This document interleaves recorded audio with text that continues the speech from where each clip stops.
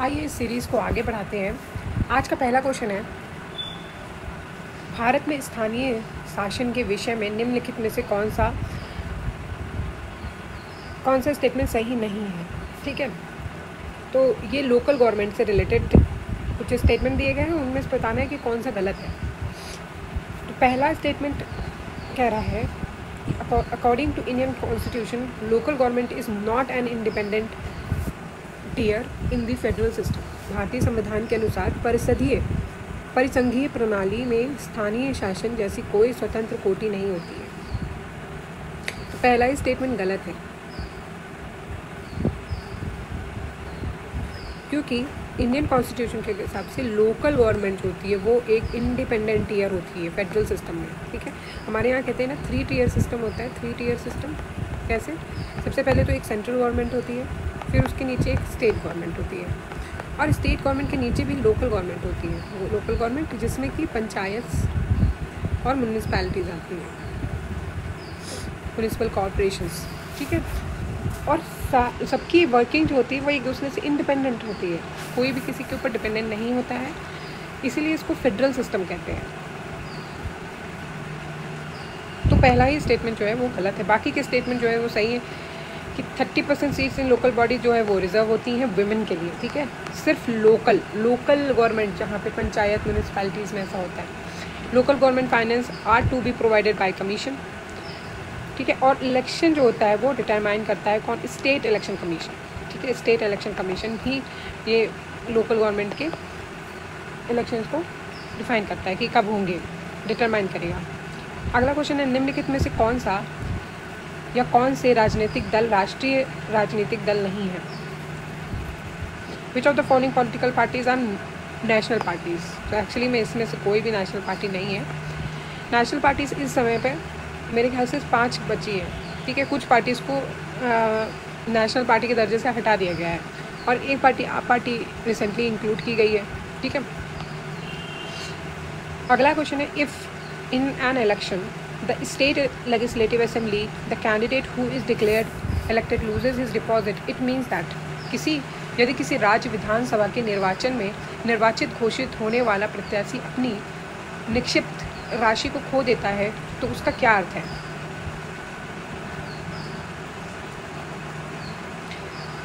तो पहली चीज़ तो यहाँ पे देख लो कि स्टेट लेजिस्लेटिव असेंबली के बारे में बात हो रही है, विधानसभा के बारे में बात हो रही है, और निर्वाचित व्यक्ति मतलब क्योंकि ऐसे कैंडिडेट जिसको इलेक्टेड बोला जा रहा है कि तो इलेक्ट हो गया है, लेकिन फिर भी वो अपनी धनराशि को लूज़ कर देता है। अब मैं बताती हूँ कि ऐसा क्यों होता है।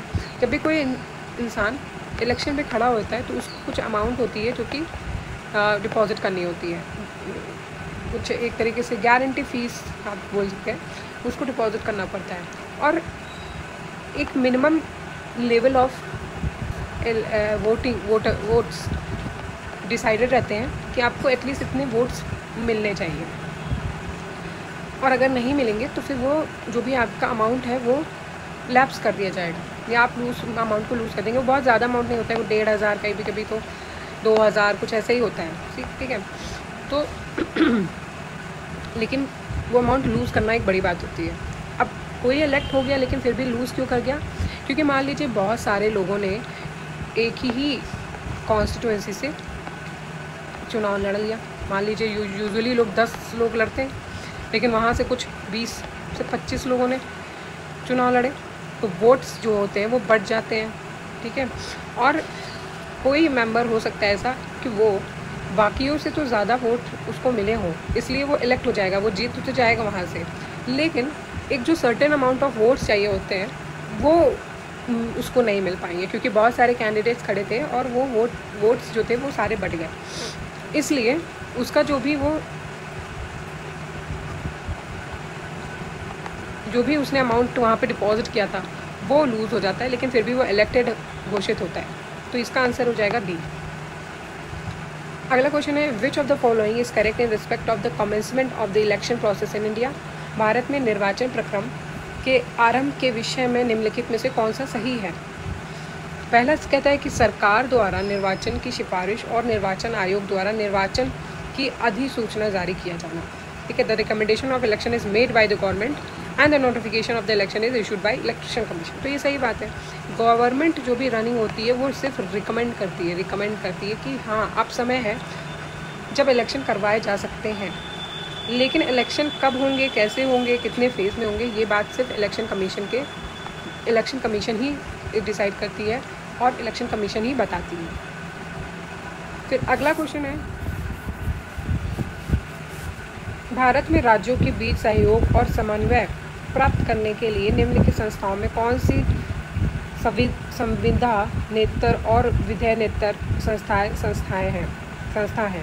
ठीक है, पूछ रहा है which of the following are extra constitutional and extra legal device for securing cooperation and coordination between the states in India. तो एक्स्ट्रा लीगल और एक्स्ट्रा कॉन्स्टिट्यूशन, तो जोनल काउंसिल तो नहीं होती है और इंटर स्टेट काउंसिल नहीं होती है, क्योंकि जोनल काउंसिल स्टैट्यूटरी बॉडी होती है, मुझे ऐसा याद आ रहा है, और इंटर स्टेट काउंसिल तो कॉन्स्टिट्यूशनल बॉडी होती है। जोनल काउंसिल का मुझे एक बार चेक करना पड़ेगा, बट नेशनल डेवलपमेंट काउंसिल, राष्ट्रीय विकास परिषद और राज्यपाल सम्मेलन जो होती हैं ये नॉन कॉन्स्टिट्यूशनल बॉडीज़ होती हैं, एक्स्ट्रा लीगल बॉडीज़। अगला क्वेश्चन है, निम्नलिखित में से कौन से विषय हैं जिन पर कम से कम आधे राज्यों के विधानमंडल के अनुसमर्थन से ही संविधान संशोधन संभव है। तो आपको पता है कि कॉन्स्टिट्यूशनल अमेंडमेंट 3 तरह के होते हैं, सिंपल मेजॉरिटी, स्पेशल मेजॉरिटी, फिर special with 50% of the states की लेजिस्लेटिव असेंबली में उस बिल को पास कराना होता है। ठीक है, तो इनमें से पूछ रहा है कि वो कौन कौन से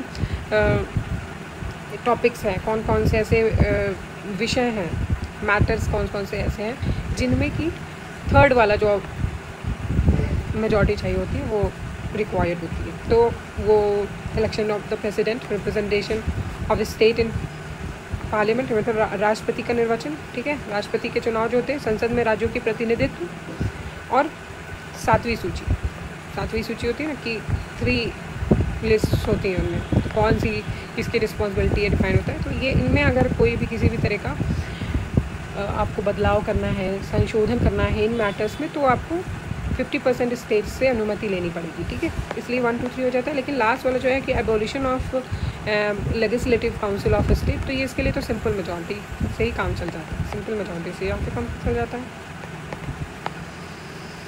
फिर अगला क्वेश्चन है कि यहाँ पे एक्स दिया हुआ है, ये पार्लियामेंट है, स्टेट ऑफ काउंसिल राज्यसभा, फिर हाउस ऑफ पीपल लोकसभा।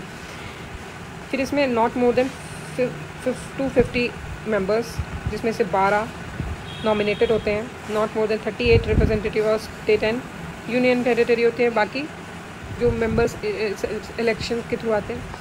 फिर इसमें 552 सीट्स होती हैं, इसमें 530 जो होती हैं वो स्टेट को रिप्रेजेंट करती हैं, 2 नॉमिनेट होते थे वो हट चुके हैं अब। और यहाँ पे क्या होता है, ये एक्स पूछ रहा है क्या होता है, तो यहाँ पे भी तो यूनियन टेरिटरी के बारे में बात होती है, यूनियन टेरिटरीज।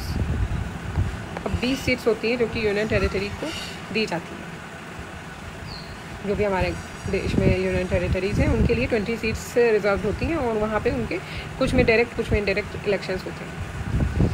फिर अगला क्वेश्चन है, who among the following have the right to vote in election of both Lok Sabha and Rajya Sabha.